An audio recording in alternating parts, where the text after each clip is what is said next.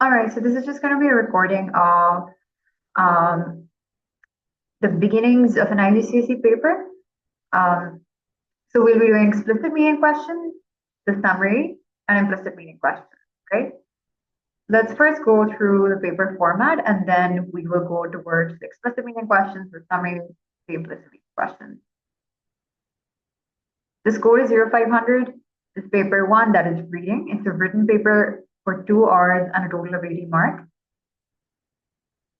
You're going to be answering 3 compulsory questions on 3 texts. Answer must be given in the space provided on the question paper. Text A and text B will be 700 to 750 words in length, and text C will be 500 to 650 words in length. You guys should be reading each text at least twice. Candidates should spend approximately 15 minutes reading all the given text. The text will be printed on the question paper insert. Dictionaries may not be used. Question number 1 is comprehension and summary task for 30 marks. So comprehension task requires candidates to respond to text A. Candidates respond to a series of sub-questions. These include short answers testing understanding of both explicit and implicit meanings. This question tests the following reading assessment objectives: demonstrate an understanding of explicit meanings, understanding of implicit meanings and attitudes, select and use information for specific purposes. Explicit meaning implies an obvious, a meaning that is blaringly obvious, right? It is, if you read the text, you should be able to easily answer these questions. They don't require inference or critical thinking or analysis of any sort. Implicit meanings are the opposite. So they require you to do some thinking on your own to extract the deeper meaning, the behind the scenes meaning of a question, right? Of a phrase or a word. Then the summary task, this question requires candidates to respond to text B. So you are to answer a selective summary task in your own words. Candidates write their summary as continuous writing of no more than 120 words. Everyone usually has an issue with the word count in this question, and I will be discussing how that can be tackled as well. This question tests the following reading assessment objectives for 10 marks. Demonstrate understanding of explicit meanings. I already elaborated on those, so the obvious things. Demonstrate understanding of implicit meanings and attitudes. Implicit meanings, again, the deeper, the analytical, the contextual meaning. Select and use information for specific purposes. Since it's a summary, it also tests the following writing assessment objectives for 5 marks. Organize and structure ideas and opinions for deliberate effect. Use a range of vocabulary and sentence structures appropriate to context. Again, I'll be going into a little more detail when we actually get to the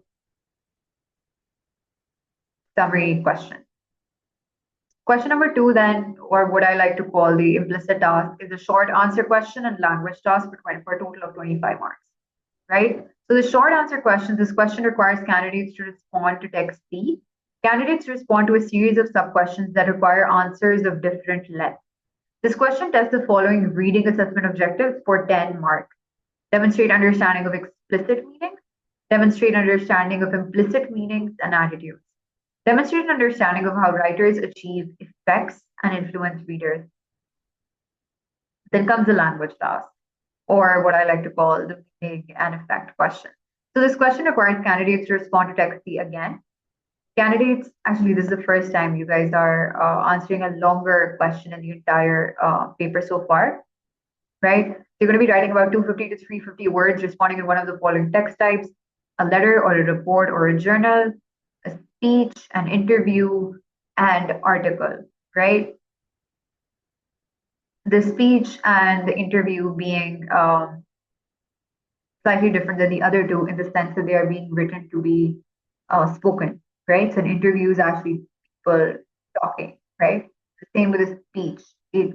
It's a written piece that is meant to be spoken out loud. So they're written in a slightly different manner. This question tests the following reading assessment objectives. R1, demonstrate understanding of explicit meanings. Demonstrate understanding of implicit meanings and attitudes. Analyze, evaluate, and develop facts, ideas, and opinions using appropriate support from the text. And this question also tests the following writing assessment objectives for 10 marks, right? So you guys can take a look at these as well. That being said and done, let's move to the actual paper now.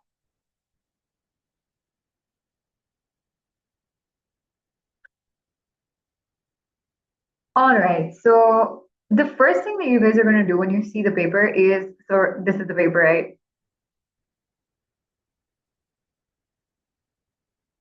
Question number one, like I said, is your explicit meaning questions, right? This is probably the easiest question in this paper. So you will read text A, that's what we'll start off with. Unusual modes of travel, so you can already understand from the name of the text that it's going to be about transportation in the insert, and then answer question one, A to E on this question paper. So before you actually read the text, it's a really good idea to first read the question. So you kind of already know what the text is going to be about, right? Let me just zoom in. Gives the three ways to travel that we might find more interesting according to the text. These will be three right here, and you'll get 1 mark for that. Using your own words, explain what the text means by unusual types and unforgettable experience.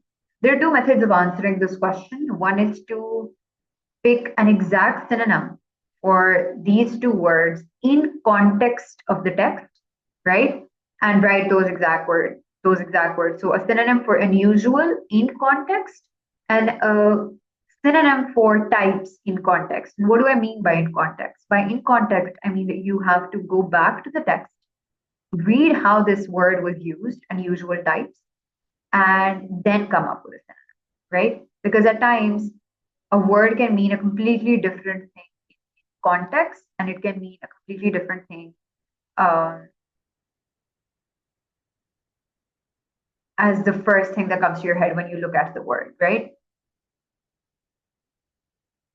Okay, unforgettable experience, lines 3 and 4. So the same thing here, you can use the direct synonym in context method, or in the case that you can't come up with a particular synonym in context, right? In that case, you can also paraphrase the entire sentence in the text from which this phrase has been taken from. So I will go into detail of this when we solve the question. But these are the two methods, right? Direct synonym in context or paraphrasing in context method. Then reread paragraph 3, Coco Taxi, tourist. Give two reasons why Coco Taxi might appeal to tourists. Pretty eccentric name. All right. Reread paragraph 4. I'm not sure how this is pronounced, but Monte Toboggan to Monte, or Mont. Identify two features of Monte Toboggan ride that might particularly appeal to tourists looking for a traditional transport experience. So again, two features, and clearly these are explicit meaning questions because you can't really think of two features of the ride. You can only find them in the text quite explicitly written. You can't think of them, right? You can't make them up. Explain why the Monte Toboggan ride might be of concern to more cautious tourists. So since it has 3 marks, there will be 3 reasons. And remember, whatever that is explained, they expect you to do a little elaboration of your own, right? So first of all, don't use words from the text here. And secondly, just elaborate a little bit if you can. Reread paragraphs 5 and 6, DUKW, disappointment. Using your own words, explain why some tourists might prefer to avoid using unusual modes of transport, such as DUKWs, while traveling. So 3 marks for this, so we can expect 3 reasons, and then you have to use your own words as well. All right, that being said and done, let's move towards now reading the insert. You can already see that just because we read the questions, I already know what the text is going to be about. So it's going to be about modes of travel, unusual modes of travel as well. Some people are going to like them, some people are not going to like them. There was also this Monte Toboggan ride, I suppose, that they talk about, and the Coco Taxi, right? So there's a few different kinds of transports that they're going to be talking about in the text as well. So that being said, let's move towards the text.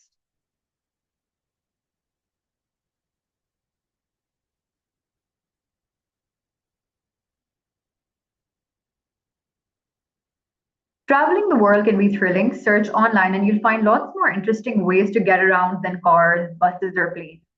From trains made of bamboo to wicker to toboggans. I feel like I'm butchering the pronunciation, but I hope hopefully not. Or even sleds pulled by trained dogs. These unusual types of transport offer an unforgettable experience. Here are some more you might not have heard about. Coco Taxi, Havana, Cuba. These tricycles worked by pedal power have a backseat for two people behind the driver. Some have a tiny motor that helps the driver when going up a slope. These cute yellow taxis shaped like hollow coconuts can be seen in Havana and in Varadero. Though prone to accidents, they're faster at negotiating traffic than regular taxis. The black taxis are used by locals, while the yellow ones are used by tourists. Monte Toboggan. I think I'm going to butcher the city's name as well. Madeira, Portugal. Originally a fast means of transport down to Funchal for people living in Monte, these toboggan sledges appeared around 1850. Still in use by locals today, they attract thousands of tourists every year who want to enjoy this exciting ride, sliding in high speed on narrow, winding streets down to Funchal or Funchal. These two-seater wicker sledges glide on wooden runners and are pushed and steered by men dressed in white cotton clothes and straw hats according to custom, using their rubber-soled boots as brakes. The downhill journey lasts about 10 minutes on a total course of 2 kilometers, reaching speeds of 48 kilometers per hour. Simple yet effective. It's the perfect contrast to the high technology cable car going slowly up to Monte. What I usually suggest students do in a slightly more complicated text than this is pretty simple because they have segregated the text into vehicles and rides, right? But in other cases, when the text is more narratorial, it has there's a narration going on, there's a story going on. You can make notes right here in the margins of what is going on in each paragraph, so it makes the entire text more digestible, right? Because and I'm this happens with me too, so it's not just you guys, but when you read a text in an exam, right, and you read it just once and you start answering the questions, usually it doesn't, you haven't really digested the text, right? And so there's a lot of things that you will again have to search for. Instead, if you make little notes along the margins about what's going on in each paragraph, you can extract answers much quicker.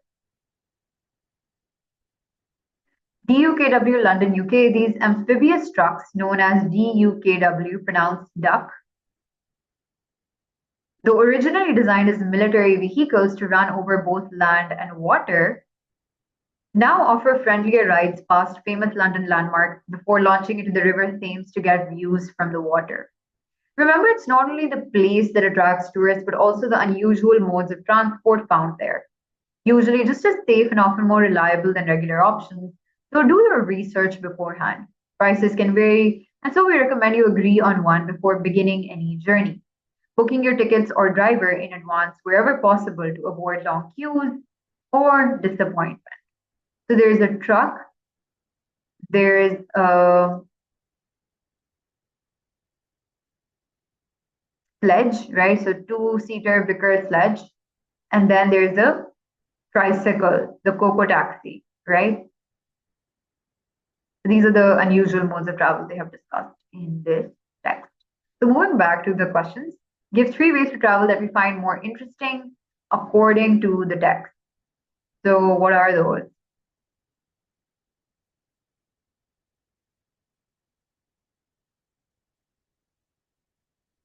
Trains made of bamboo, wicker toboggans, sleds pulled by trained dogs, right? These are the 3 that people find more interesting than cars, buses, or planes, right?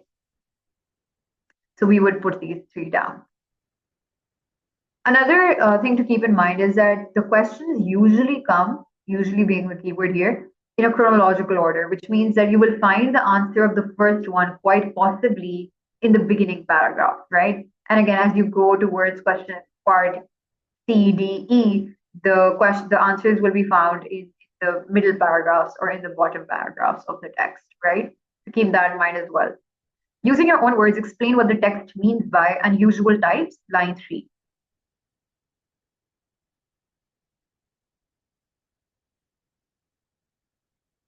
Unusual types of transport offer an unforgettable experience. So what does the text mean, right? Again, we will start off with the direct synonym in context method. We will read the entire line. From trains made of bamboo to wicker toboggans, or even sleds pulled by trained dogs, these unusual types of transport offer an unforgettable experience, right? So clearly, the unusual types is referring to what? Transport, right? Okay, so let's go with the direct synonym method first. So unusual. Let's say, let me just annotate this.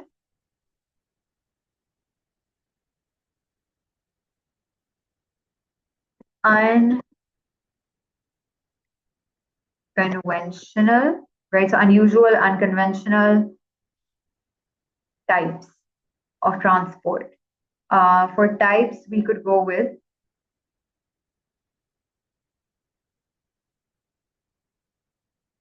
kinds, um,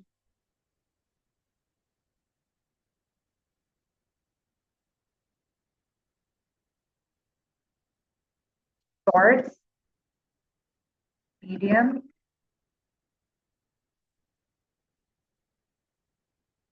modes. We are referring to transport.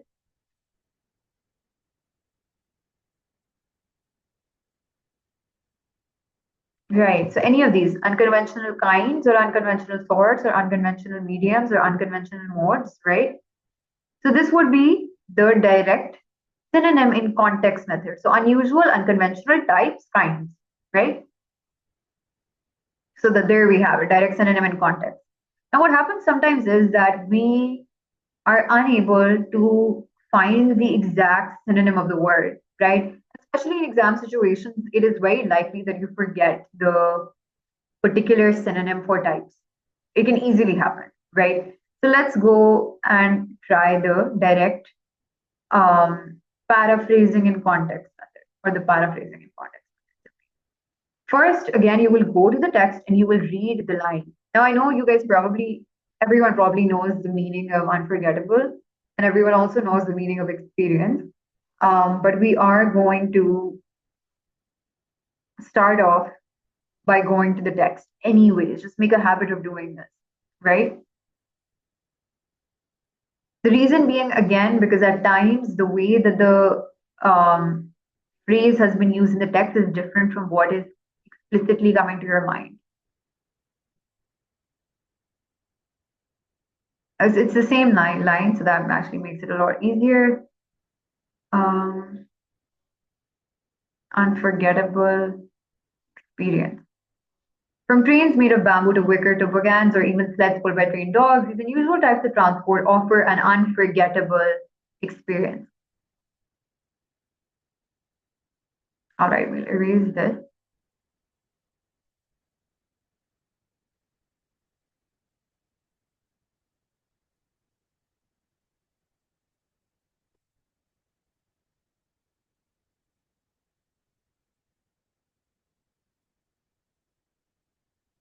And now we will paraphrase that entire phrase, that entire sentence, not just this phrase, right? Because we are, let's say, for now, unable to come up with a direct synonym. So we would paraphrase the entire sentence in which this phrase was used, right? And that sentence is basically referring to how these other unconventional modes of transport offer uh,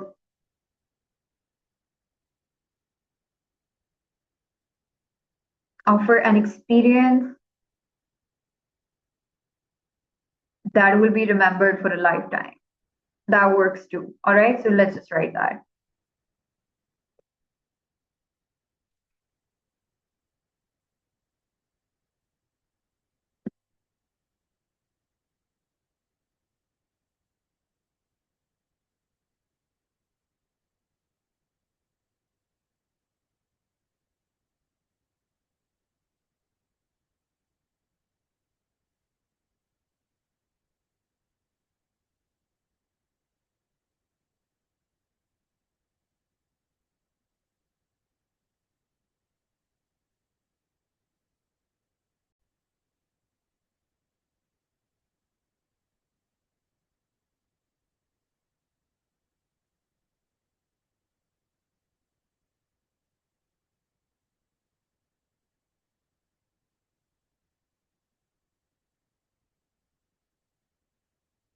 Hold on.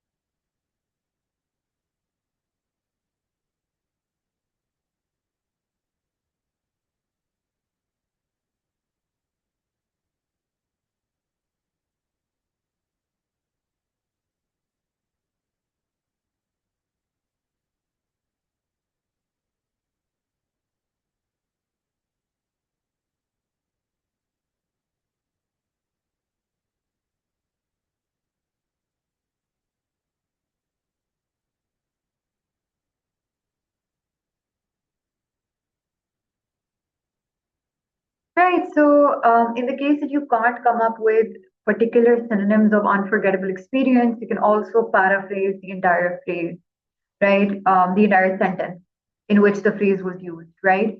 So you're rewriting that entire sentence in your own words, and that will also work.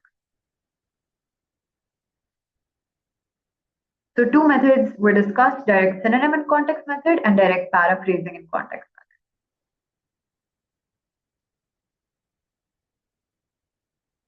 Moving on, we read paragraph 3, Coco taxi tourist. Give two reasons why Coco taxi might appeal to tourists. So this is from paragraph 3. This is paragraph 3. This line is apparently a paragraph on its own. So why does it appeal to tourists?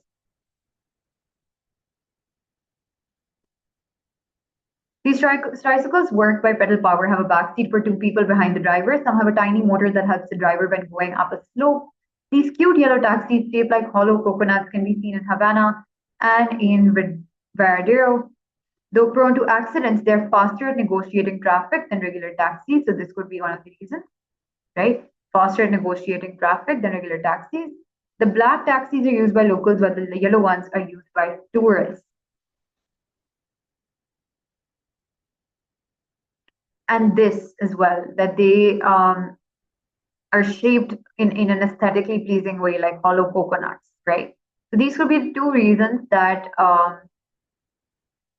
people or tourists are attracted to the Coco taxi and they want to use it. Read paragraph 4. Identify two features of the Monte Toboggan ride that might particularly appeal to tourists looking for a traditional transport experience. So again, we're going to be rereading paragraph 4. It's the same question, but for Monte Toboggan.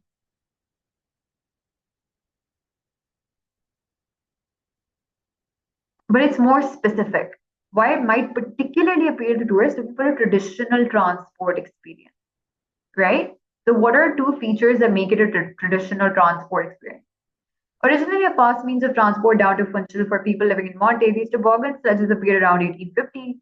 Still in use by locals today, they attract thousands of tourists every year who want to enjoy this exciting ride, sliding at high speed on narrow, winding street towns to Funchal.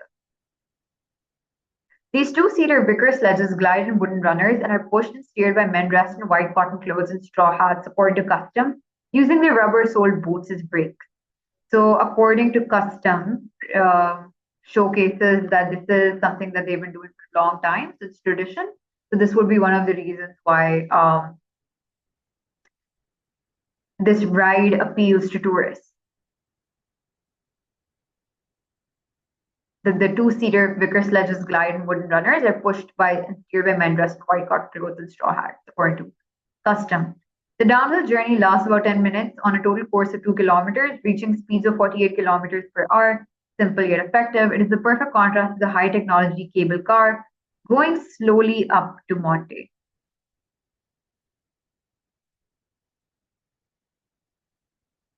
Okay, also they are originally a fast means of transport down to Funchal. So they were also they were always meant as a fast means of transport since the very beginning. So that also makes it traditional, right? We're going to take one more question here and then we will check our answers. Explain why the Monte Toboggan ride might be of concern to more cautious tourists. In simple words, why would some people be hesitant or why would some people not want to go on this ride? What reason would there be for that? Right? So let's see.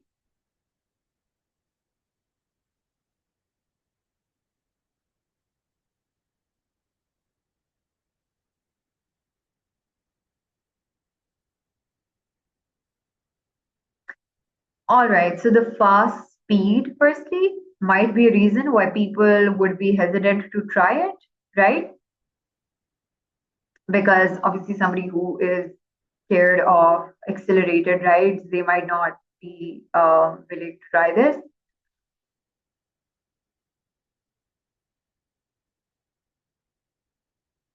The fact that it slides down narrow winding streets might be another reason why people who are more cautious might not want to go on this ride.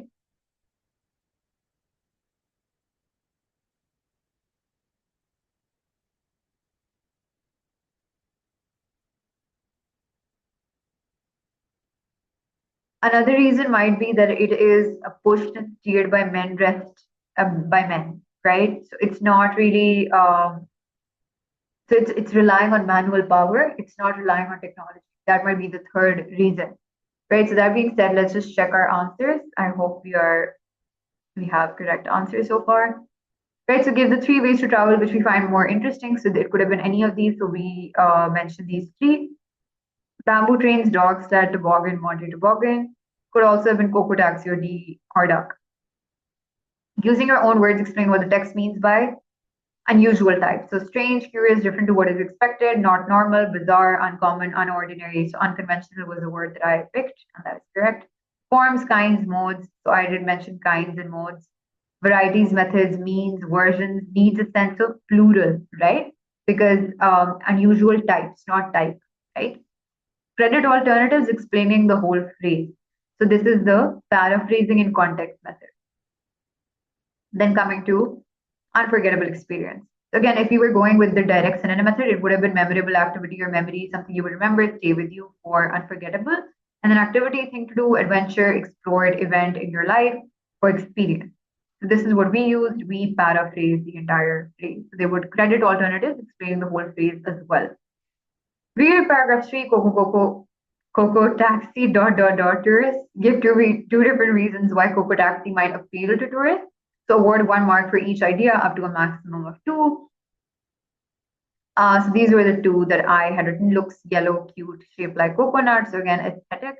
Faster than regular taxis or better in traffic. So these two were the ones that I had written, and they are both correct. Work by pedal power or a greener option could have been another possible answer as well. Identify two features of the Monte toboggan ride that might particularly appeal to tourists looking for a traditional transport experience. So this was one we selected, clothes worn by men operating them, white cotton clothes, straw hats, old-fashioned costume, been in use since 1850, still used by locals today. So I had actually not simply mentioned this. I had mentioned that the speed was associated with the past, right, with the 1850s. But we simply had to mention just this, right? So I would have lost a 0.5 for not simply writing this. The third response could have been natural materials, wicker sled, wooden runner, simple, rustic. Any of those things could have worked. All right. Explain why Monte toboggan ride might be of concern to more cautious tourists. So again, the high speed that I already mentioned. Only brakes at the men's boots, so no proper brakes. Basic method for braking. So I didn't specifically mention this. I just mentioned that it's going to be driven by manual power, right? And that is not a specific enough answer. So we particularly had to write the only brakes are the men's boots. That would particularly scare somebody who's more cautious, right? Because let's say the person gets tired or the person dozes off or something of that sort, it will not stop. There won't be a break there, which again is pretty can be pretty fatal. Down windy streets, narrow streets, nature of streets used, thousands of other tourists, very busy. All right, so this we did mention as well. So these were the three things that we had mentioned, And these are all correct. Although again, for this, I would have received a partial mark because I did not specify the brakes. I just generally said manual power would not be appreciated. Thousands of other tourists, very busy. So again, there's a lot of people. It's very crowded. It can get very crowded, which can be fatal as well. Moving on to the next question. So far, we've lost point 0.5 and point 0.5, so we've lost total of 1 mark, right? Which is fine so far. Although in explicit meaning questions, if you read the text carefully, you should not be losing any marks. We read paragraphs 5 and 6, duck, disappointment. Using your own words, explain why some tourists might prefer to avoid using unusual modes of transport, such as duck, while traveling. And this answer is going to be from paragraph 5 and 6 specifically, so you don't need to look elsewhere.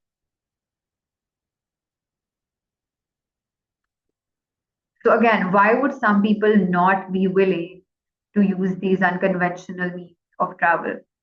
These amphibious trucks, known as duck, though originally designed as military vehicles to run over both land and water, which is why they're called amphibious, because amphibians can also live on both land and water, now offer friendlier rides past famous London landmarks before launching into the River Thames to get views from the water. Remember, it's not only the place that attracts tourists, but also the unusual modes of transport found there, usually just as safe and often more reliable than regular options.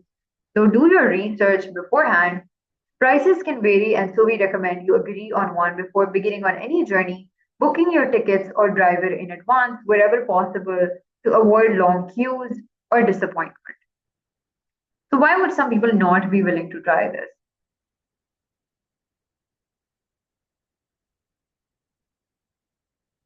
You have to do your research beforehand, but the rides can be unpredictable. So that would be the first reason. How many do we have to find? 3.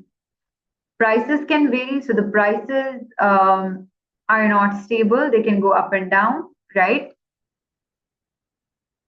There is a possibility of long queues or disappointment. So these 3 would have been the answer. Let's check. And again, since you have to use your own words, you have to mention all of this in your own words. Let's try that. So the first one was the having to do your research beforehand because things can be unpredictable.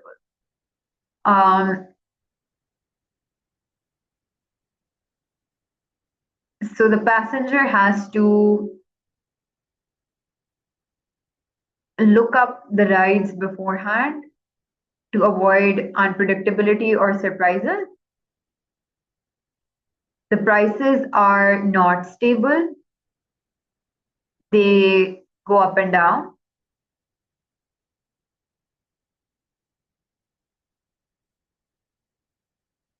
Long queues or disappointment. There can be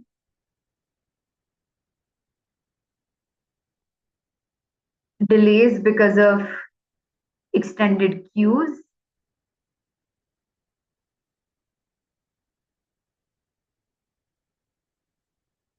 Or disappointment if you are unable to book, unable to get a ticket or a driver prior.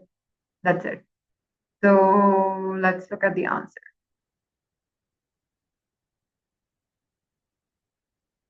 Okay, so we had to have at least 3. Prices can be variable, could be expensive, right? Might have to wait a long time. Second, so this is also correct. May not be reliable, so this is again the unpredictable point. So we get 3 marks for this. However, there were these 2 as well that we could have written. Military associations in the past, and then might not be safe, maybe dangerous. Originally designed as military vehicles to run over both land and water, now offer friendlier rides past famous London landmarks before launching into the River Thames to get views from the water. So by friendlier rides, they mean that the previous rides were pretty dangerous. So again, that connotation of danger is still there. So that would have been the explanation for this. However, we would get 3 marks because we wrote all 3 of these. Answers which are entirely in the words of the text should not be credited. So you can use one or two words from the text. For example, I did use disappointment, that's fine, but it should not entirely be in the words of the text. Alrighty, what's next?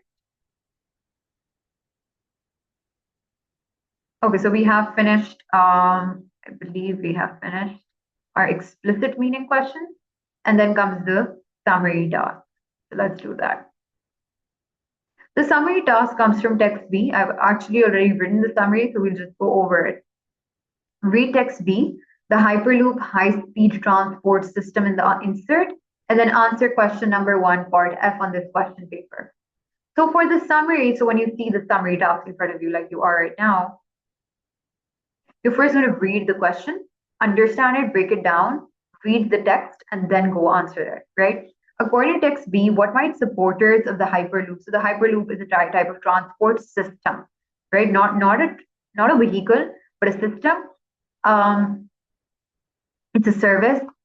According to text B, what might supporters of the Hyperloop consider to be its advantages and appeal, right? So people who want this transport system to come into existence, because as of yet, it's just an idea, according to the text which I have read. What are the advantages and attractive features of the Hyperloop that they mention? You must use continuous writing. So again, there will be no paragraphing here. It will just be an entire text, an entire singular paragraph, not note form, no bullet points, no paragraphing, just singular piece of writing. And use your own words as far as possible. Your summary should not be more than 120 words. So people who like to add superfluous details, please do not. 120 words is barely anything, all right? But it's a summary, so you have to cater to the word count. Up to 10 marks are available for the content of your answer and up to 5 marks for the quality of your writing. So let's start with the summary checklist. Okay, we'll go to the summary checklist first, then we'll go through the text, then we'll look at the answer.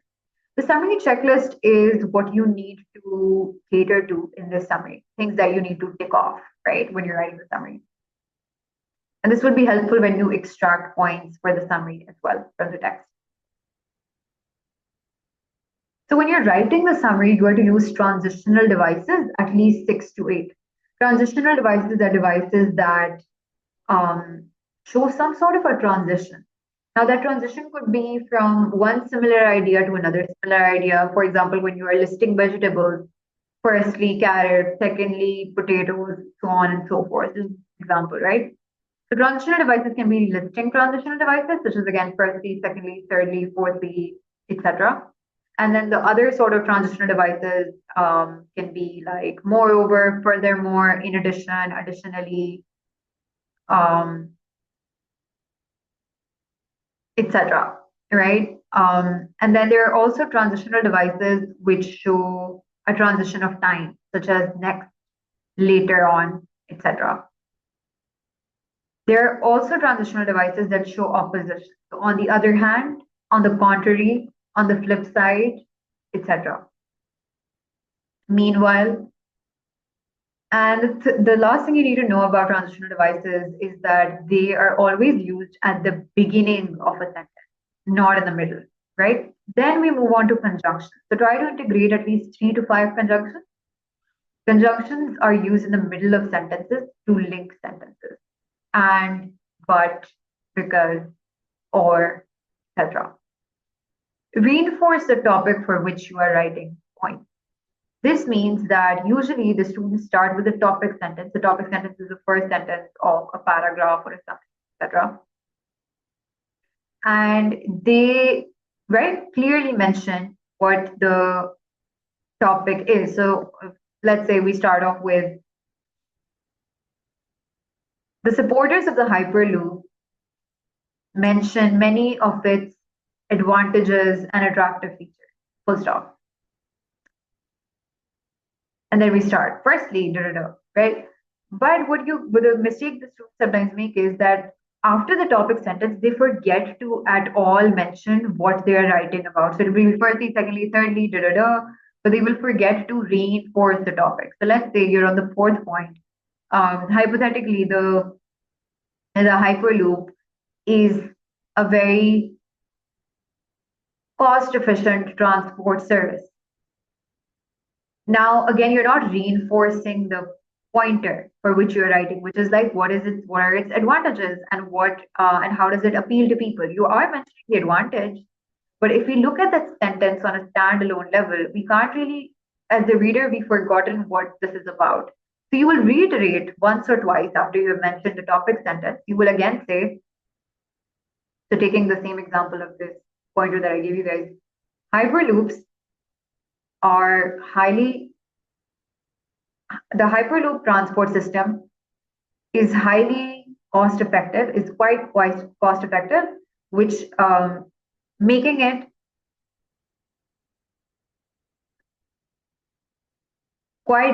making it beneficial for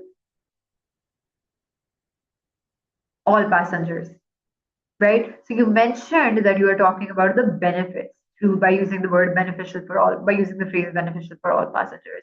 So once or twice after the topic sentence, reiterate the topic. And again, when I show you guys a summary, I will show you guys that do not start a sentence with but or because. Try to use at least one semicolon and commas and other punctuation types such as exclamation mark or a simple colon. There's another video I made on this. I will link it in the description. Independent clause is one condition for a semicolon, and then independent clause and dependent clause is another condition when you can use a semicolon.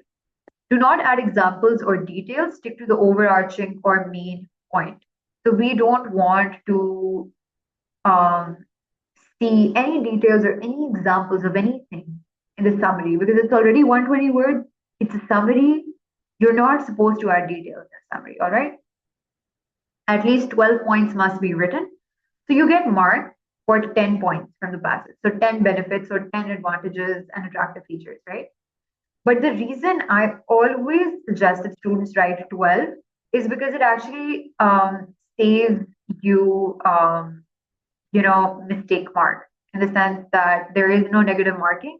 So if you have written 10, let's say you wrote a total of 10 points and only 8 of them were correct, you would just get 8 out of 10, right? There wouldn't be negative marking, but you just won't get marks for the 2 that were wrong. However, if you had written 12 and then 2 were wrong, you'd still be getting a 10 on 10 because there is no negative marking. So the extra 2 points are your safety net. Very highly preferable you add them. Do not exceed or fall below the word limit by more than 5 words. So students often ask that can we fall belogo the word limit or go above the word limit? So you can go above the word limit by 5 words. So it can either be 125 or 115, these being your threshold. You can't go above or beyond these, right? Make sure your grammar and tenses are correct. So this is what a colon looks like. This, by the way, this is what a semicolon looks like if you ever want to use it. They do like to see that you use a variety of punctuation to try to integrate different types of punctuation if you can. I don't think that we have that here. Variety.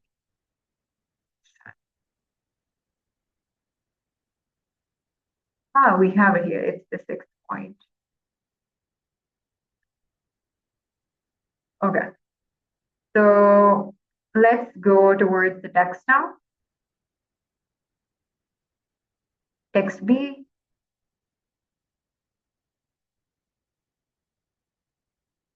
All right, so since I have already read the text, I will just give you guys a brief summary of what it's about. So again, it's this transport system that is yet to come. So it just has a plan as of yet. So for example, in Pakistan, when the orange train wasn't made, but it was just an idea, just to give you guys an example, right? And now we're going to be reading it and we will be extracting points. Well, you guys will be, I already have done that. And this text actually was not that straightforward because it has both the points for people advocating for the Hyperloop, so it has advantages, but it also has criticism. It's not that straightforward. You really have to take the points out, right? This online article written in 2021 gives the writer's opinion of a proposed new transportation system. I presume you've all heard of the Hyperloop concept, a supposedly less polluting transport service carrying passengers inside giant low pressure tubes and convoys of small pods at insane speeds. The train, powered along by magnets, floats on an air cushion. No? Well, don't worry, you can forget it. It's never going to happen. Having read all the publicly available documents promoting its effectiveness to run, it's quite clear that there's a huge gap between the exciting theory of this futuristic transformation and it actually existing. Too many unknowns need to be discovered gradually at great expense before the technology can be applied to the design of a reliable transportation mode. The science behind Hyperloop appears sound enough, but we know that in reality things can go wrong. Multiple things could go wrong with Hyperloops. Below or even way above ground, since they can climb and simply go straight over obstacles, apparently. A big question is the air cushion whose flow could be stopped by any sort of disturbance external to the tube.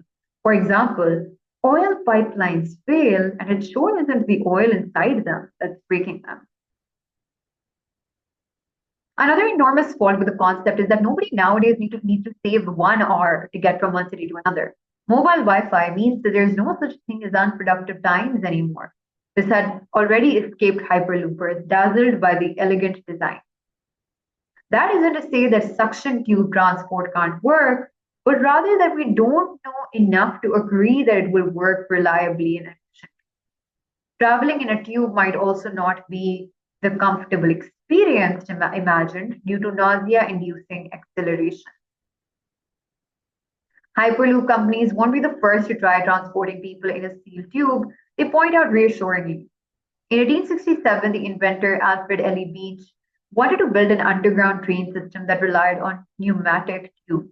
But Beach abandoned his passenger system, instead focusing on the easier task of moving mail. More sensible investors in Hyperloop projects argue its potential as a cargo transportation system between countries, perhaps beneath water. Think about it. If a pot full of cereals ever broke, would it even make the news? So that was your facet. So again, you guys can see that it was not very straightforward in the sense that they didn't just start listing its advantages and attractive features, they were far and in between, right? And it's written apparently by someone who is actually not an advocate for the Hyperloop. He is somebody who's a critic, right, of the Hyperloop system. So he does give us certain points of views of those who advocate for it or who support it, and those are our points. So for example, supposedly less polluting transport, right? So we will just say less polluting transport. Insane speeds, cost effectiveness, futuristic transportation.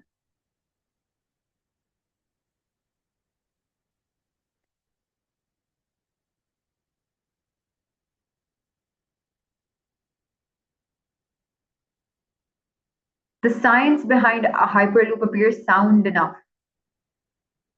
So again, it's the mechanisms of it are backed by science.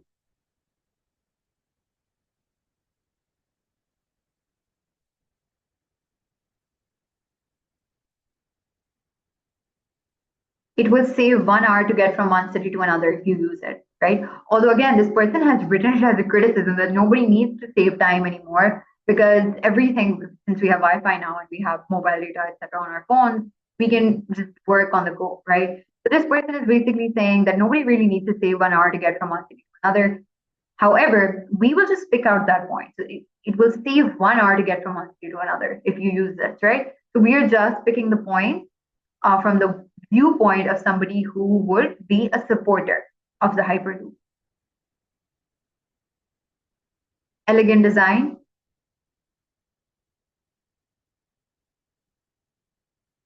reliable and efficient. Although again, the critic is saying that we don't know enough to agree that it will work reliably and efficiently, but we are again talking from we are writing this from the perspective of the supporter who is dazzled by the elegant design, who is overlooking the negative things that Hyperloop, the disadvantages of Hyperloop, possible disadvantages that is, because it's not in existence as of yet.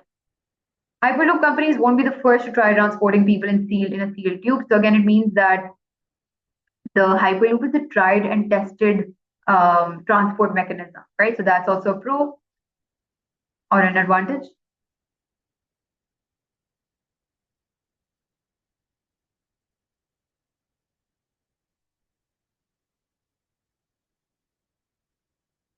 It's a cargo transportation system between countries.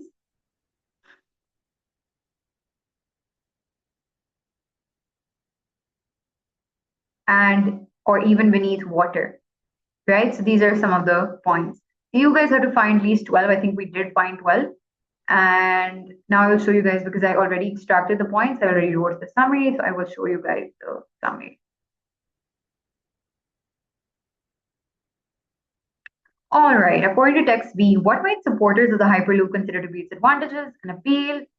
So these were the points that I extracted, and they have been checked from the mark scheme as well. So they are correct. In the mark scheme, there were actually, I think, 2 to 3 more points that could have been written. So if anybody is worried that the points are, there aren't going to be 12 points to extract, there always are more than enough points in the text, right? You just need to have a keen eye and enough practice to identify them. Less polluting transport service. Let me just zoom in a bit.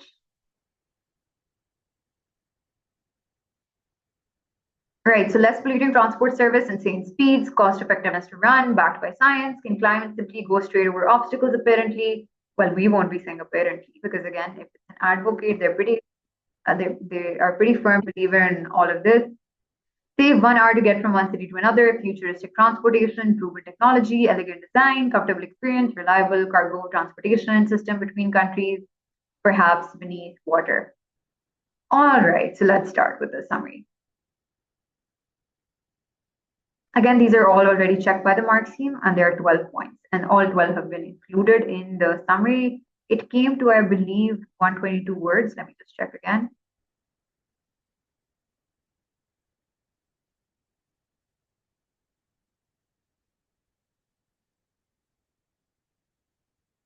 Right, 122.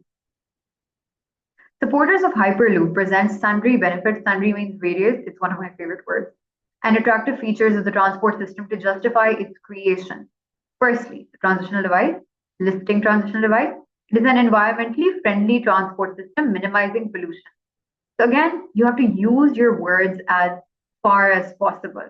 So these are just the points that you will have underlined on the passage. And these are not in your own words, clearly not in your own words. So you have to change them to your own words, right? So I wrote minimizing pollution, environmentally friendly transport system.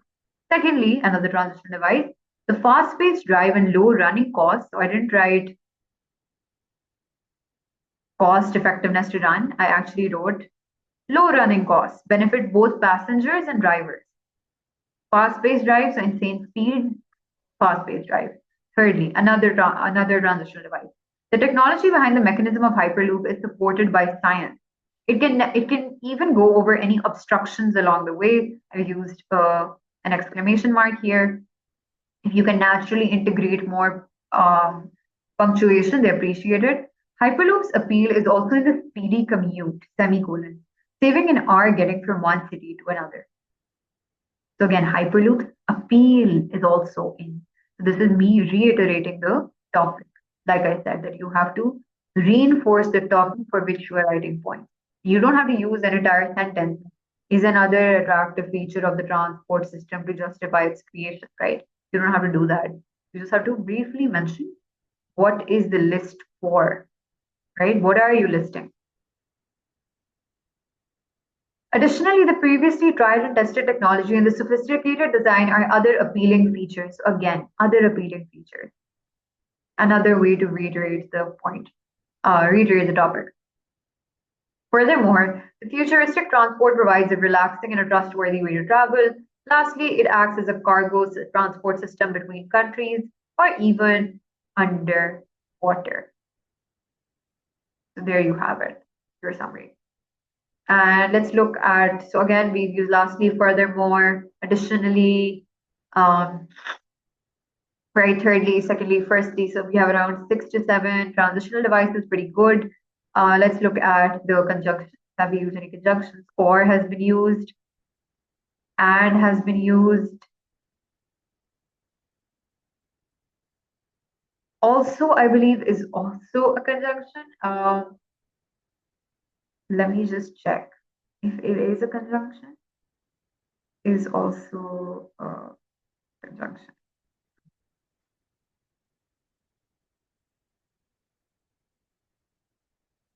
Yes, it can be used as a conjunction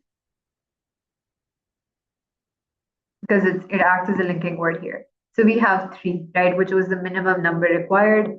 3 to 5 conjunctions is pretty good. We have transitional devices. We are meeting the word count. We have reinforced the topic for which we are writing points. We have included various kinds of punctuation, that is exclamation mark, semicolon, full stop, comma. Pretty good, right? And then we've also hit the word count, which is the most important thing. And 12 points. So that is your checklist. Um, so that was your summary task.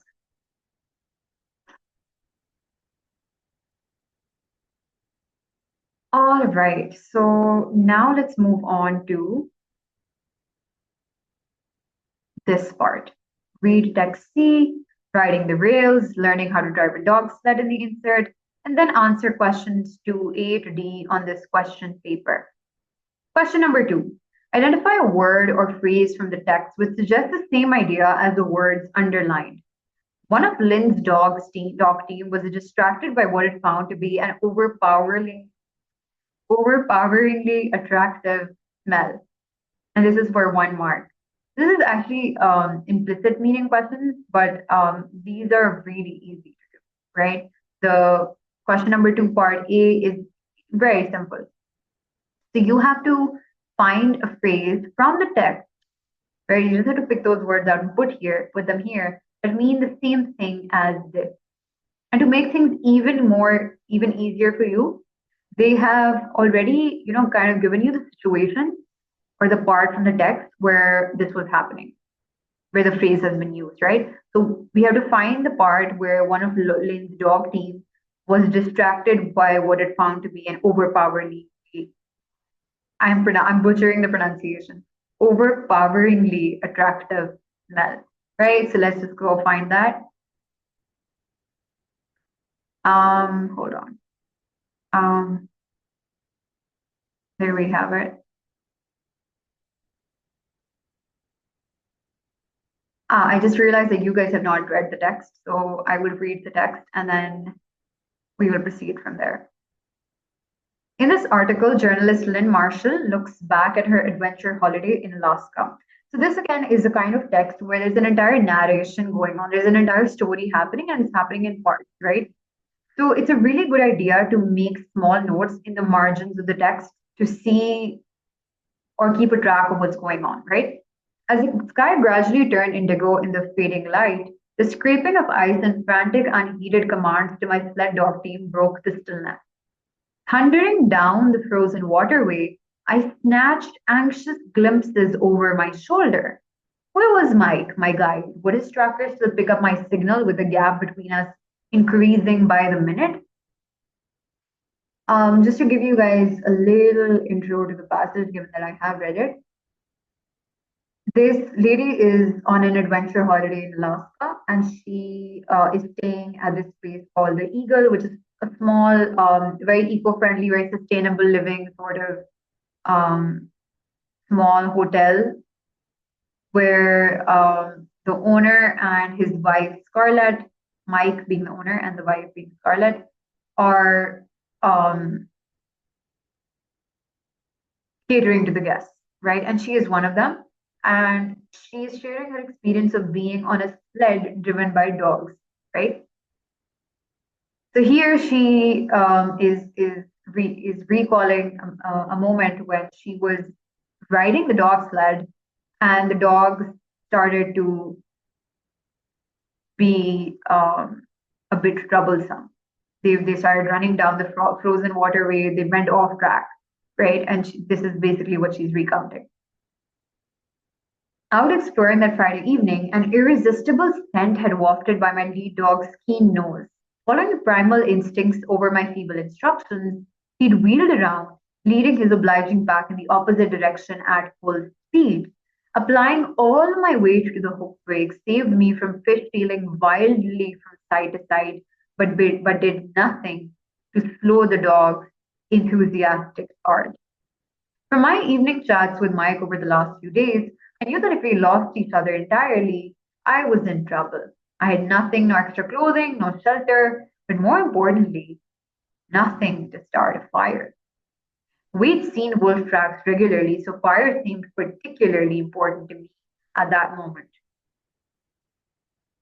It was March, the tail end of the long, cold winter. Roads were closed, rivers were frozen, and access into the region was limited. So she's now gone from that memory to a different part of the text, to a different part of her trip.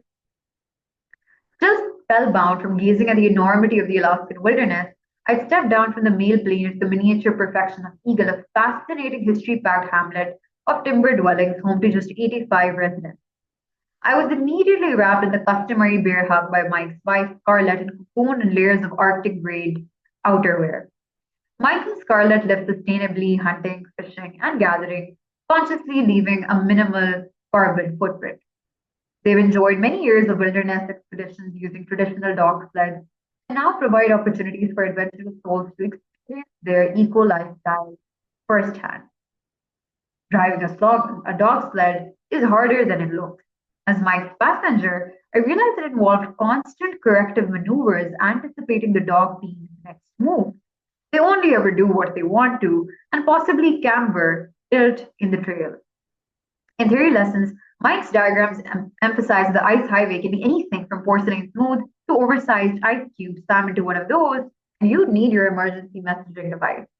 But winding through spruce forest, tracing soft snow-covered lines is a precious delight. Crisscrossing a small lake's glassy surface, I looked down to see exquisite designs, crystal bubbles of all shapes and sizes, suspended in time, cascading into the dark depths. There were, of course, many thrills and spills. Losing control in one adrenaline charged downhill run, I tipped sideways onto the snow. My happy, yappy team continued on, their inept operator hanging on single handedly, thankful for the padded trousers provided. Each evening, we settled in at a different location, often an old miner's cabin, where our teams were secured and cared for. Teams are your lifeline, your escape route, so their health and well being are paramount. Only after this did we collect snow for our water and cut firewood. The most memorable night, using only nature's materials, we shoveled and hacked, creating a shelter against the sub zero temperature.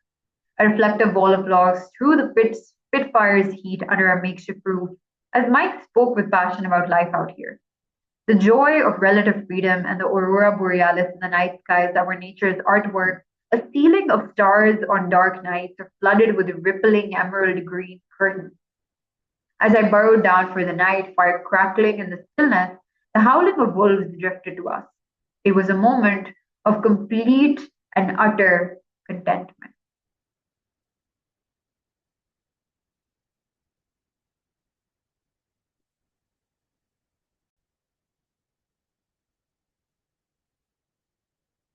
I had taken a break at this point to go get some water. So we're left with just this bit. Exactly how far I traveled through the twilight with my errand team, I'll never know. Our detour didn't have a dramatic end in the fangs of a wolf pack. Only when fatigued did the steam slow, gliding to a halt with Mike rounding the bend sometime later to locate me. This is the story coming full circle. It's a circular narrative. Um, it started off with her describing this quite fatal sounding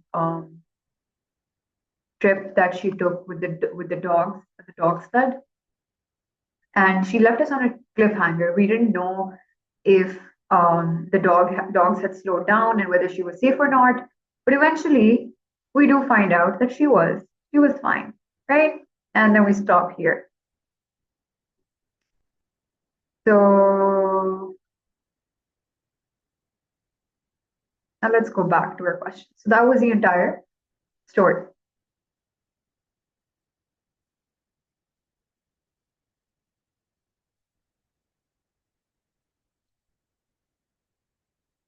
Identify a word or phrase from the text which suggests the same idea as the words underlined. One of Lynn's dog team was distracted by what it found to be an overpoweringly attractive smell, right? And that is what? That is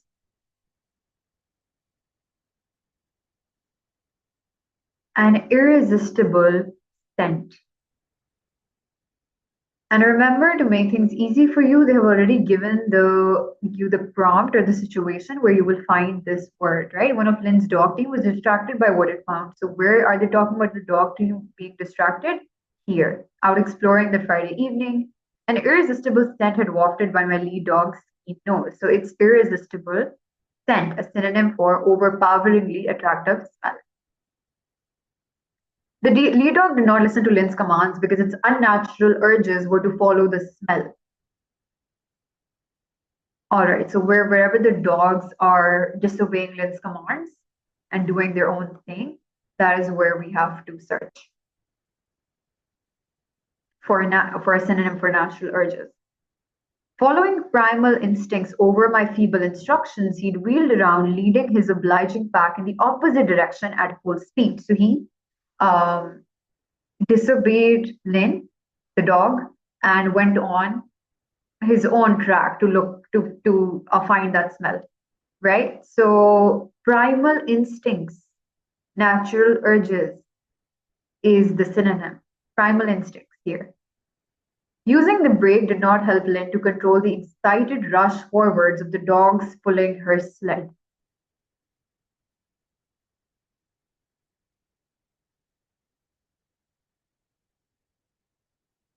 Excited rush forwards of the dogs.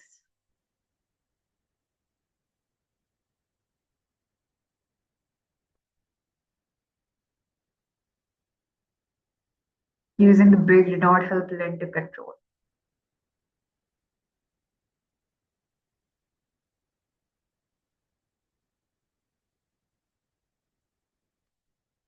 So where is she talking about the brake?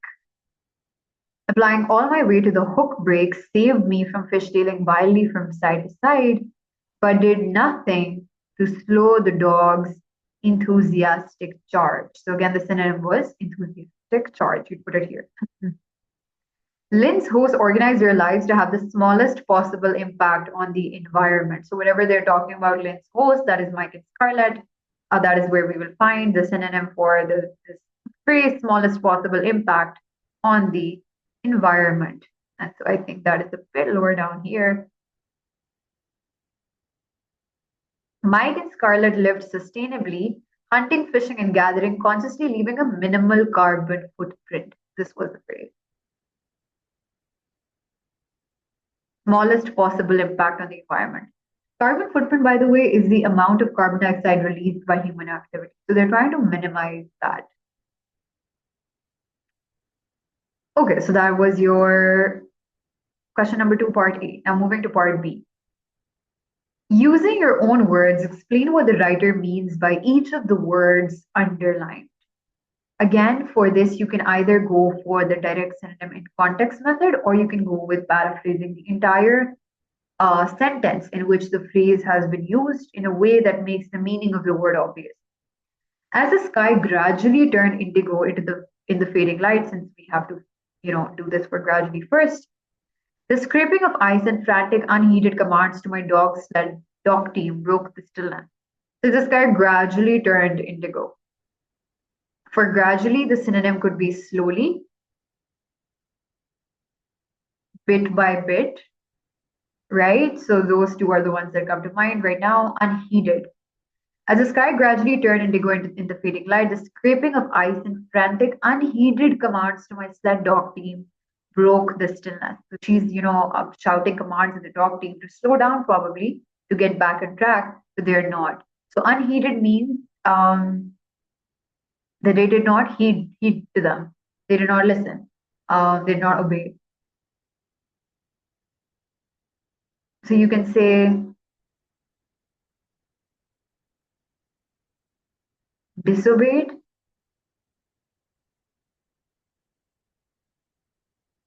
overlooked, neglected, right? So those are some that come to mind. I snatched anxious glimpses over my shoulder. So she's, looking back to see if Mike, the tour guide, is there, if he can help her in this situation. So I snatched anxious glimpses. For glimpses, it would be,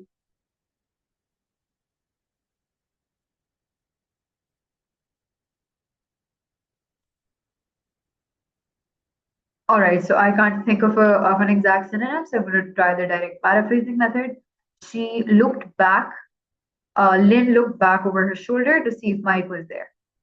That would be my answer for this, and I would still get a full mark because that's what glimpses primarily mean here, essentially means here. Now let's look at the mark scheme. Where did the mark scheme go? Here it is.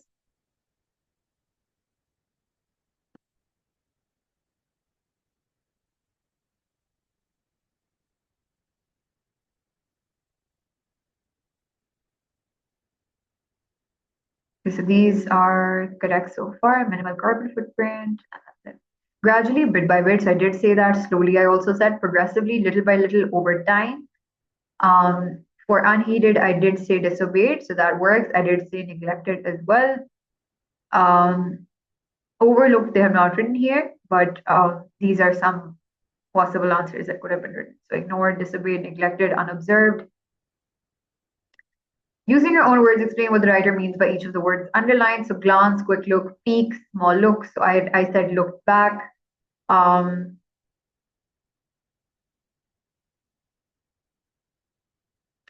all right. So they haven't really said here that they will allow you to write alternatives explaining the entire sentence. So if I had just I have just written looked back, it would have worked. But if I had written like a very long response, then that would not be considered because they haven't really given credit alternatives explaining the entire sentence, right? So the more succinct you are, the more precise you are with this particular answer, the better.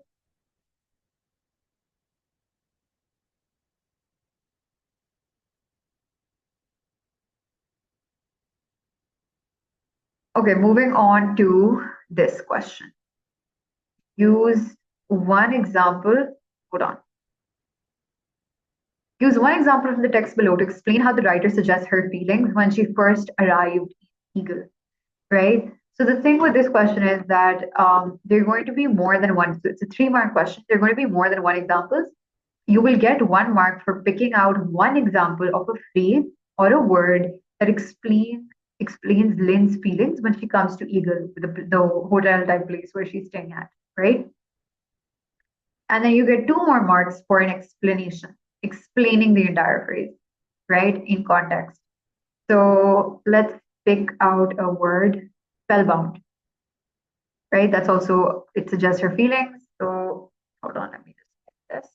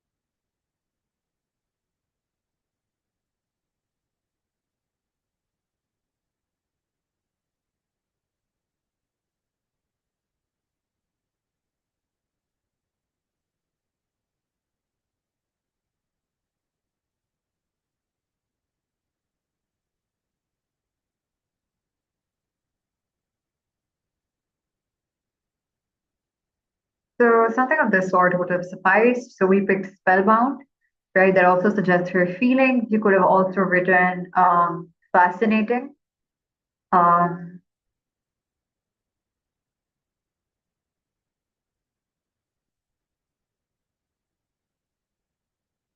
that also suggests her feelings. Let's see from the mark scheme if there were any other words we could have picked out.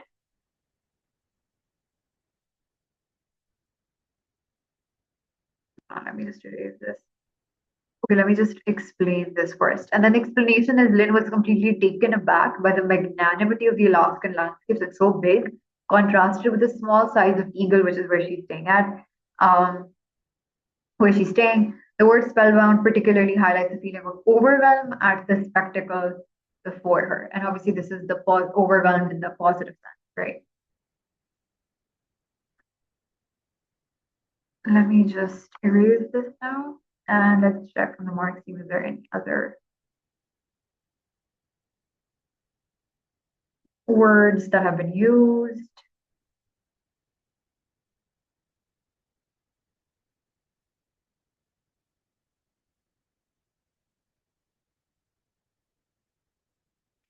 All right, still spellbound from gazing at the enormity of the Alaskan wilderness.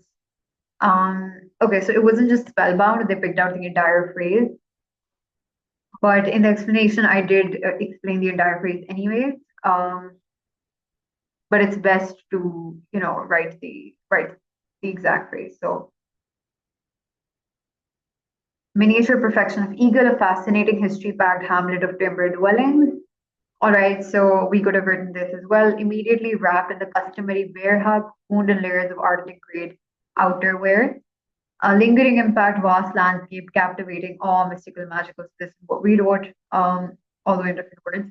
Miniature perfection of Eagle, a fascinating history-packed hamlet of timber dwellings.